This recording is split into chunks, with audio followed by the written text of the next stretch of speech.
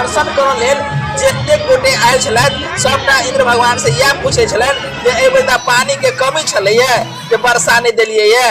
Gate पर जखन पहुंचलौ तब भीड़ देख कर मन हौला लागल। कहुना का से रास्ता के टपैत से गेट तक पहुंचलौ। लोग एक दोसर के ठेले आगे बढ़े छले। भीड़ के देख कर से अंदर जाके मन नहीं होय छल। मुदा मेला के तो देखावे के छल तै से अंदर कहुना का से घुसैत घुसैत पहुंचलो है।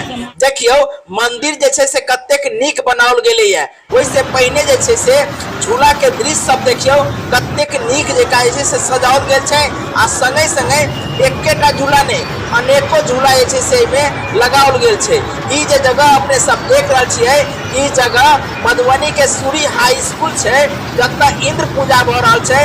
इंद्र पूजा के लक खचाखच भीड़ से लागल छै।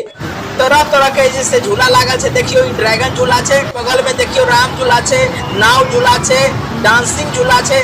दर्शन करऽ लेल जतेक गोटे आयल छलथि सबटा इंद्र भगवान से इएह पूछे छलनि जे एहि बेर पानी के कमी छलैया जे वर्षा नहीं देलियै। देखियो ना एठाम वर्षा नहीं भेलैया, बहुत कम वर्षा भेलैया। ई बात तो सब गोटे से पूछने हेतै।